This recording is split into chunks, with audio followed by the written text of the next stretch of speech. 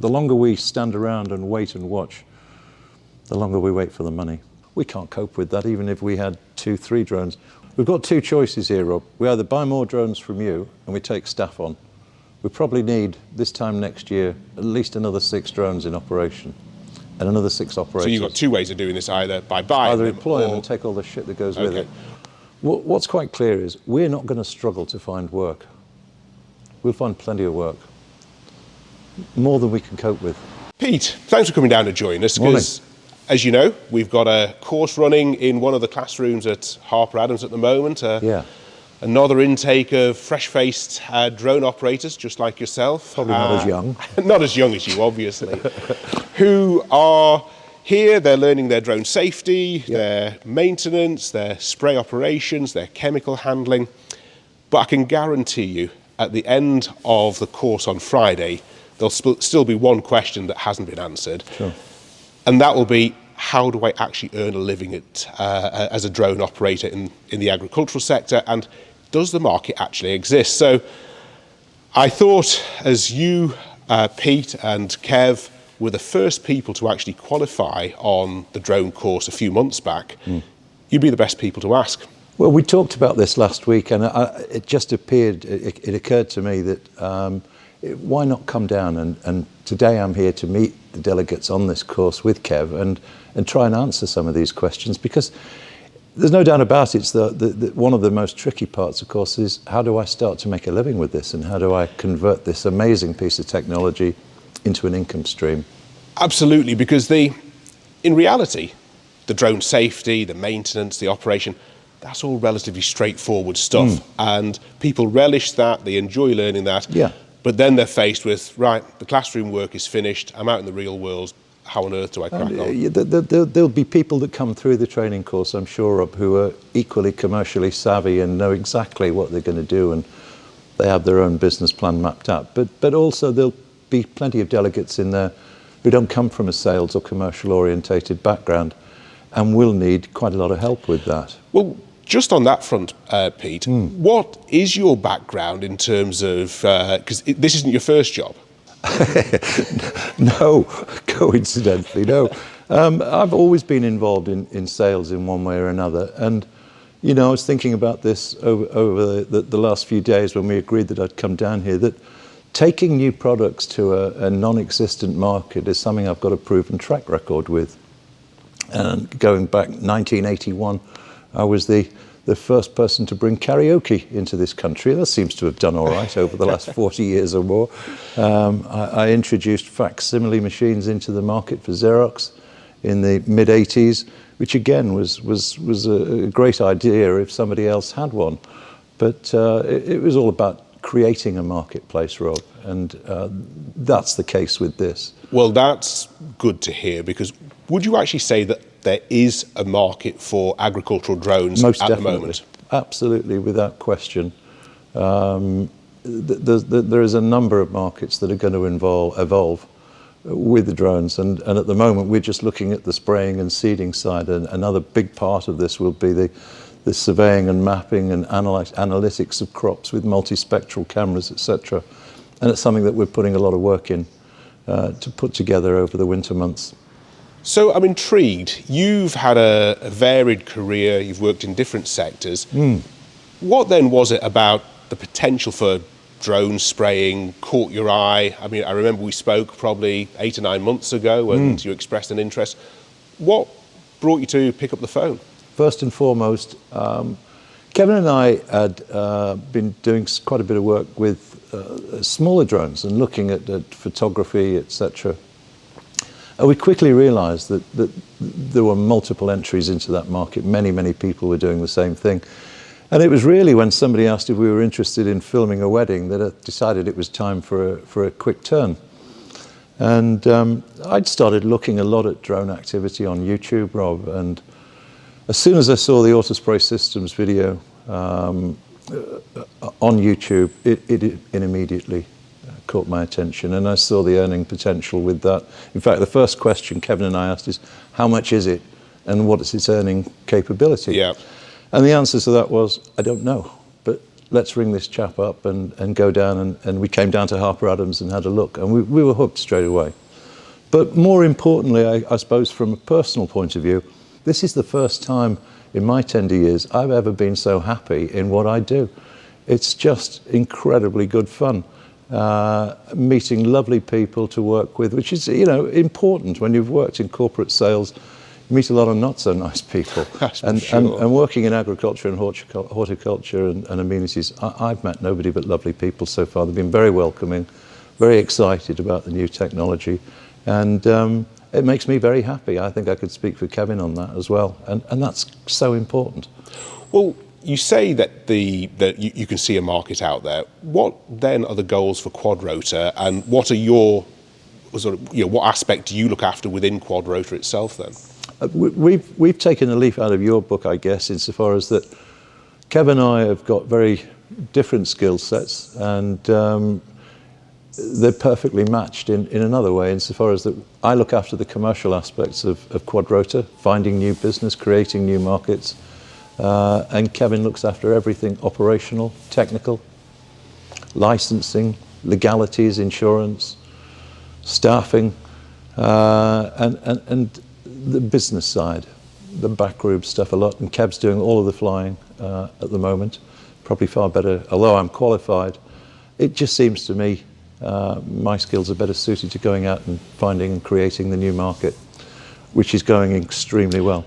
Well, I must admit, I've spent the last 3 years going around agricultural exhibitions, horticultural, forestry exhibitions, and when farmers and forestry workers come up, they're always amazed at how big these drones are and that they actually exist, because they just weren't aware of them. So they're always very engaged by them. How are you finding people's reactions when you rock up trying to sell a service that they didn't know existed before? I think when they see the drone, there's certainly a big wow factor, no doubt about that. We've found with jobs that we've been working on, people suddenly start to appear. It's a bit like being a busker or something, and you're pretty good, and your crowd just gets a bit bigger and bigger. But we'll always have 2 or 3 people who are other local growers, perhaps, that want to come along and have a look. So the reaction visually is fantastic. I do an awful lot of door knocking. I'll go out and just visit people face to face. I think it's a far better and far more effective way to sell our service. And the reaction's been absolutely phenomenal. And which sectors specifically? I mean, are you casting your net wide, or are you targeting certain areas initially? No, because the main issue for us when we'd finished our training course and we were about to buy our first drone was we had our eyes firmly fixed on spraying bracken. I think we all did. And we had no idea that the problems that were going to arise with Azulux, the fact that it didn't get past. We had to quickly about heal and concentrate on what can we do now. If we can't spray Azulux, we still are waiting for licensing for herbicides, pesticides and fungicides, as you know. So it was a case of what can we do now and what can we get on quickly with, and what will attract an income stream for us. And the first market for us, we'd seen your demonstrations of shading. So we got stuck into that, and I've been out to visit immeasurable amounts of growers in various parts of the country. And what became clear from that was that we weren't just talking about the shading work, of course. They wanted us to go back. We do the shading in April, May predominantly, but then we're going back September, October, November, beyond to remove that shading. So the work is double. And in fact could be threefold, because a lot of these old greenhouses are 40, 50, 60 years old and in a pretty bad state. And we cleaned one 2 weeks ago which hadn't been cleaned for 15 years. So there's a definite need to do that. So to get the glass ready and prepared in a state to shade. And of course, now that we're living in a world where energy prices have gone through the roof, fuel prices have gone through the roof, horticultural growers are very focused on efficiencies of heating. Massively and so. Putting the shading on when they need it and getting it off when they don't need it. So I suppose that's really played into your hands. Massively so. It's critical. And they do work on very low margins, and most of their clients are supermarkets.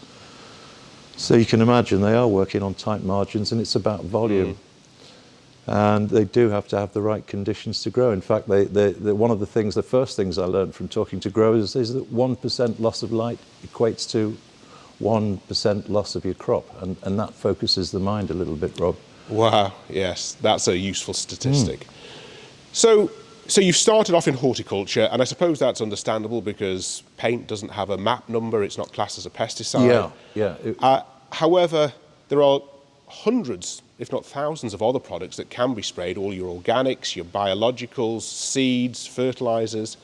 Are you doing any work in those areas at the moment?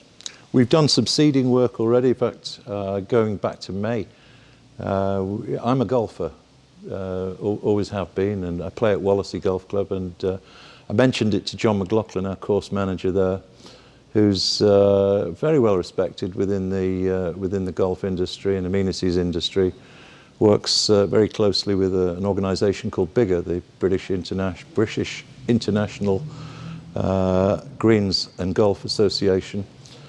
And we seeded some sand dunes for John at Wallasey, which were very environmentally sensitive. They tried to seed them with hydroseeding previously, which had been unsuccessful. So we put our P40 up there and covered 6,000 square meters in a space of about an hour and 10 minutes. It was a job that had taken 2.5 days for 3 men before hydroseeding and had failed. And you had it done in a couple of hours? We had it done in under a couple of hours, Rob. And they were immensely impressed. I mean, it was great to see. A lot of the members have been talking about it since. In fact, we're going down to the Worcestershire golf course at the end of this month, next week, failing that, week after, where we're going to be meeting the chairman of BIGGER and doing a demonstration for him.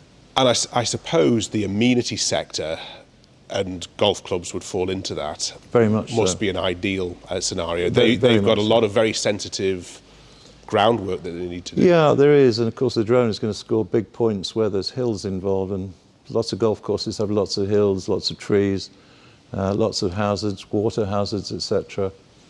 And from golf opens up training grounds, opens up horse racing, race courses, etc. And of course, when it's wet and you can't get on, the drone's the perfect solution, Rob. Doesn't leave any tyre tracks, no compaction, no damage. Absolutely. Yeah, perfect. So they love that concept. Of course, the questions coming out of the amenities is how much area can we cover, how much do we charge, what else can we do? And there's no doubt about it.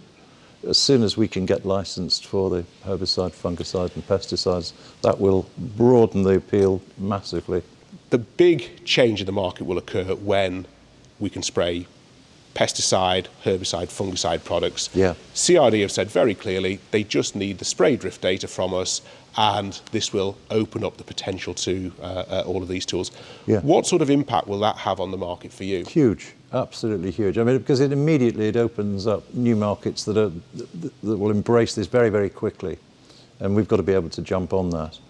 To be honest, Rob, so far I haven't knocked on a closed door, which is incredibly rare in sales. My father always used to say, find a product that everybody wants and nobody else sells. And to a certain extent, that's what you found. We're almost there. So yeah, I haven't knocked on a closed door. Well, I have. I knocked on one on Monday, actually, this week, up in Hesketh. I was doing a shading job up there for J&J Thompson, and I went over the road and I knocked on a door of a house that's the people lived there, own the nursery next door. I thought it'd be a good idea to go and show them what we were doing, and I didn't realise they were having their lunch at the time, and they were quite elderly, and they both turned their back on me and said, "Oh, we don't do anything like that," and closed the door on me. So there's always a first. But having said that, at 5 o'clock, their son arrived on the yard, and very interested to see what we were doing, and said, "Don't worry about Mum and Dad."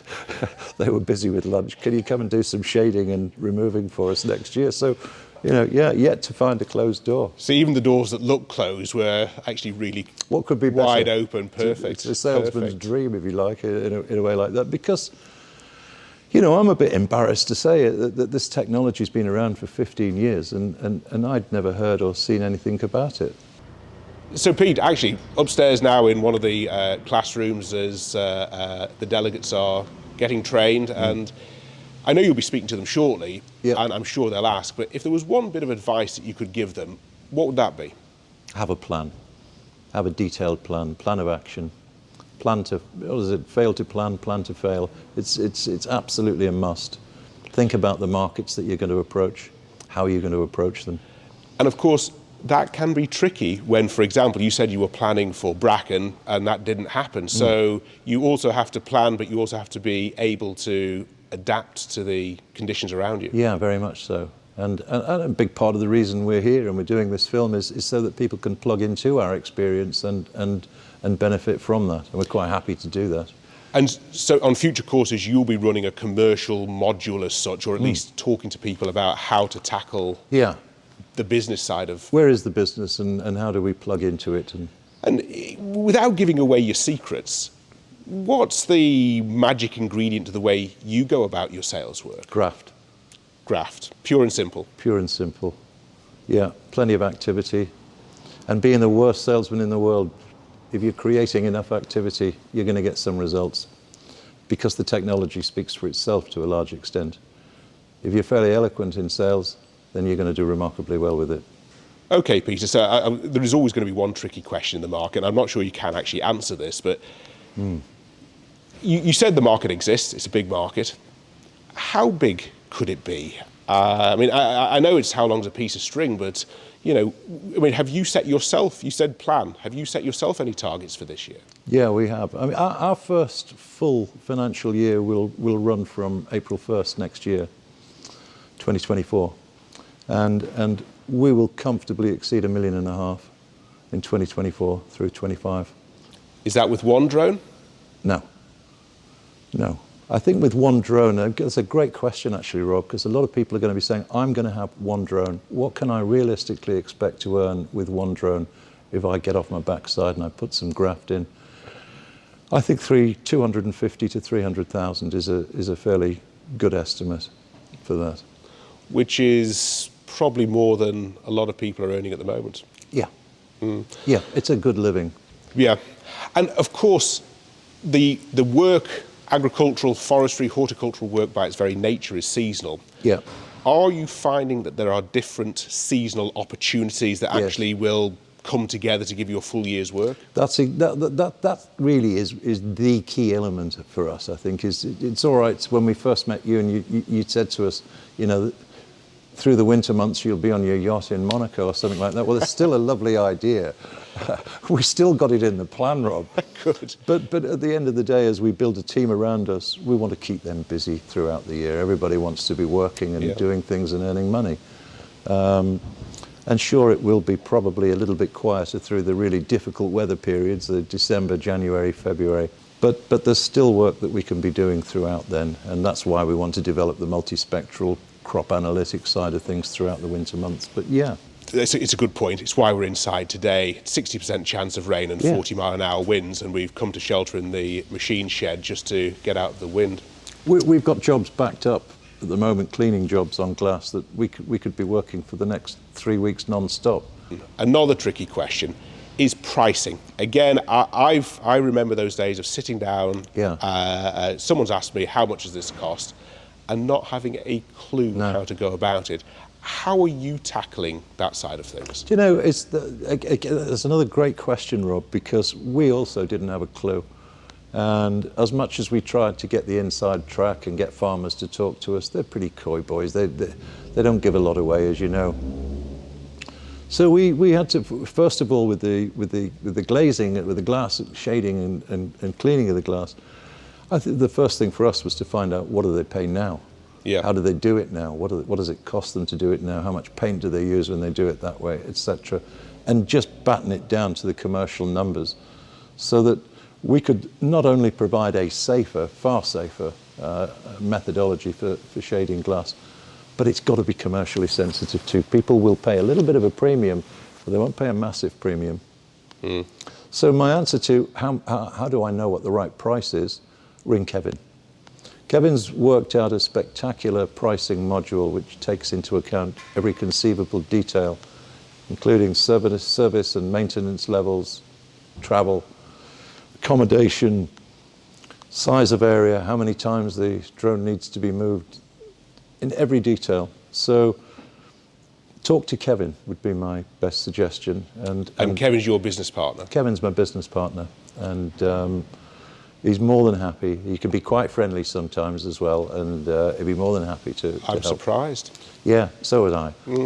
And will Kevin be joining you on your discussions with the delegates? I think it would be a good idea, because not all of the questions that they'll have to ask will be purely commercial. And pricing is commercial, but Kevin's been responsible for putting that pricing module together, and it's second to none. And to reinvent the wheel and spend 6 months doing it yourself is one option, but it's not very productive. So Peter, another of the questions that I get asked very regularly is, Rob, will you send us leads when we've qualified? And the answer is, of course, if any come in, but I'm not out there selling. You know, my job is getting the drones legal to fly, the chemicals authorised. That's where I'm focused. Yeah. What about yourself? Are you looking to build a network of operators? Is that part of the plan? Yeah, we're faced with two choices, Rob, really, as I see it. I think going forward, based on the volume of business that we'll look to bring in over the next 12 months, we can't cope with that. Even if we had 2-3 drones, we're probably going to need in excess of 6 drones, and 6 pilots, and 6 observers, and sales support staff, technical support staff, service staff, etc. That's fine. But there is a better alternative, in my mind, which is that we build a network. A lot of these people coming through the course, they don't want to work for someone else. That's why they're doing this. They want the freedom to build their own future. But they might not necessarily want to spend too much of their time out there selling, because it doesn't appeal, it's not their comfort zone. So we're interested to talk to pilots who are qualified and ex-AG drone owners who want to join our network, who want us to provide the work for them that's fully organised, that's invoiced even for them. They just want to turn up with the drone and do the work and have a healthy order book. And does that mean that they operate exclusively for you? No, absolutely not. Of course, they're free to do exactly what they want, but they could look at us, if you like, a bit like an Uber type of organisation, that they have their own vehicle. They just want regular work, and they don't want to be messed about with payment. They want to know they're going to be paid the day they finish. So we've had a magic wand, and we could make one wish come true, Pete. What would that be? It would be that we would get approvals for the pesticides, herbicides and fungicides. And if PricewaterhouseCoopers' statement is anything to go by, there's a massive potential here, huge potential, way beyond what we can even comprehend today, or anybody coming through these courses. The market potential is huge. We only have to look at Asia and other parts of the world where drone technology is has advanced way beyond us to see what the potential is. 80% of spraying in Japan, I'm told, is done by drone. It's a very mountainous country, but it's an ideal solution, and it's one that's been in place for some time. So the longer we stand around and wait and watch, the longer we wait for the money. Absolutely. Well, look, if anyone would like to come down and meet Pete in person on the training courses, he'll be a regular fixture along with Kev, who is behind the camera, I should say. And thanks for that, Kev. So, well, Pete, thank you very much indeed. I think you've shone a very interesting light on what is the toughest section of the whole industry, is how do I earn a living? Thank you very much. My pleasure. Thank you. Cheers.